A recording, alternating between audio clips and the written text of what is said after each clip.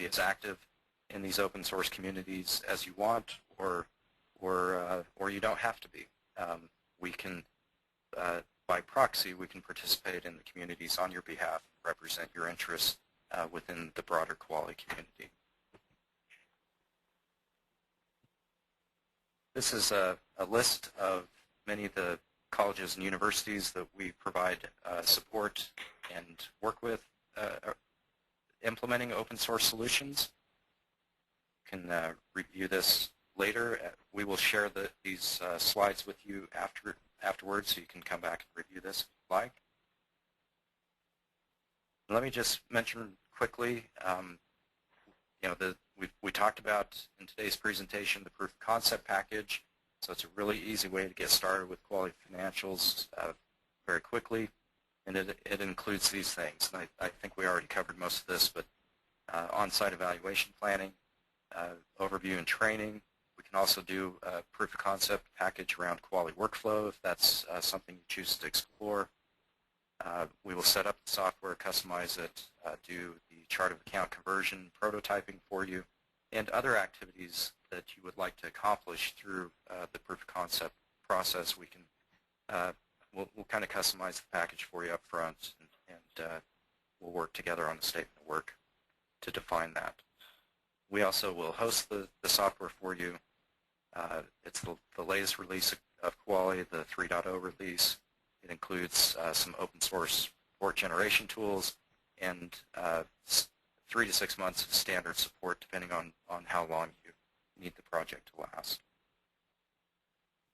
And with that, I want to just point out here that we will be at Nakubo on June 28th, so please, if you're attending Nakubo, please join us at Fenway Park for a networking opportunity with us and IBM. And then also, again, we'll be in Boston at the end of July for the Campus Technology Conference, so please come and see us there. And the contact information here, please feel free to reach out to any of us. We're happy to field questions after the presentation. At this point, gentlemen, let me open it up to questions. Looks like we have a few here.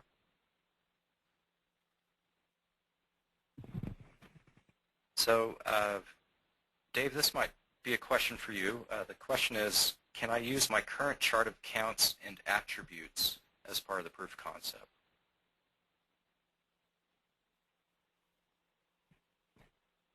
Or Chuck, are you there? Sure, I can help there. Okay.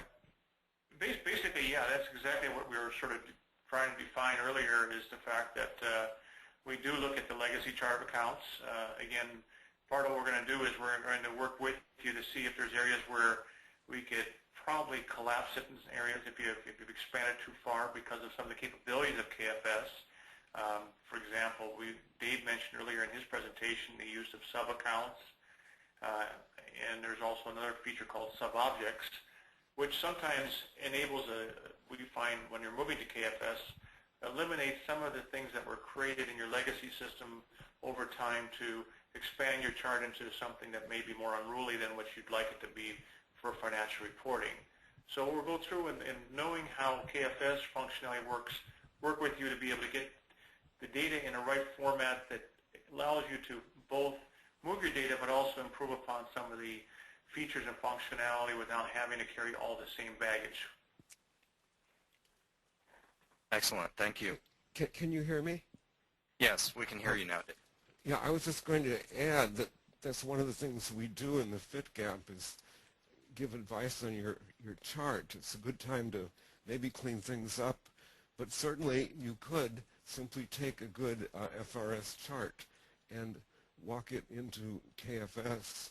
Your object codes would be identical, and you could simply add a 0 on your account number, and that would be a beginning approximation, and we would talk to you about any ways we could improve that. Excellent.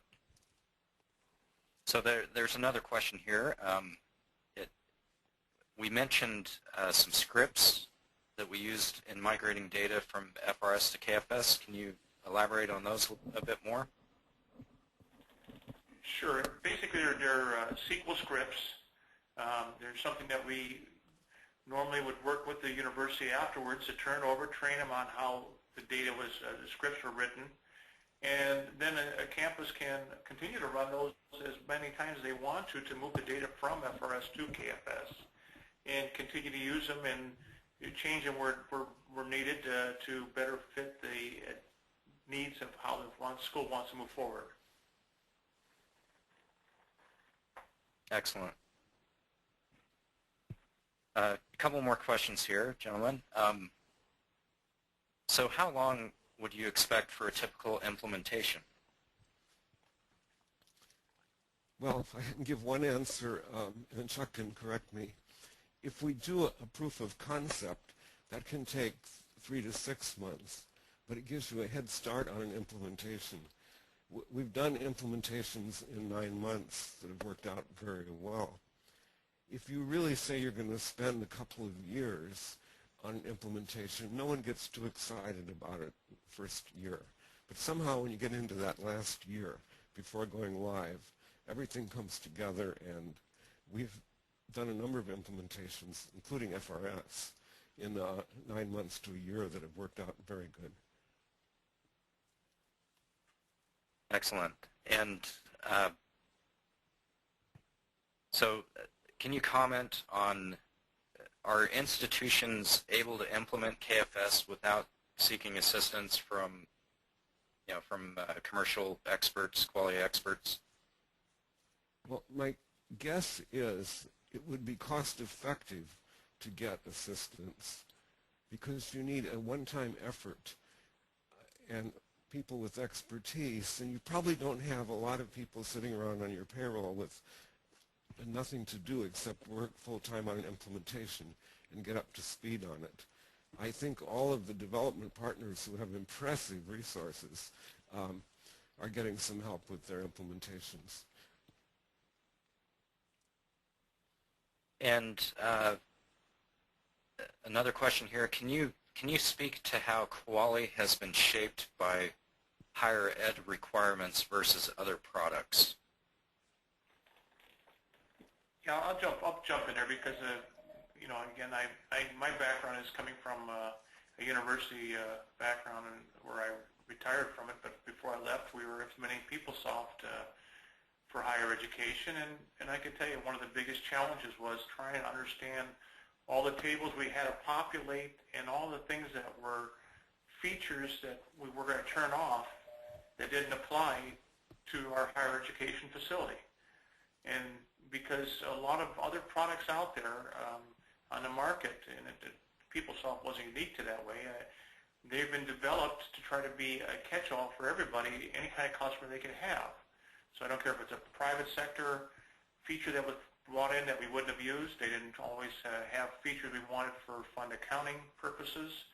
And they didn't understand, the types of issues we had, especially when we were dealing with some of the areas like contracts and grants or some of our assets and depreciation, or even just sometimes why we wanted to roll up reporting the way we did, and how we did both internal and external reporting.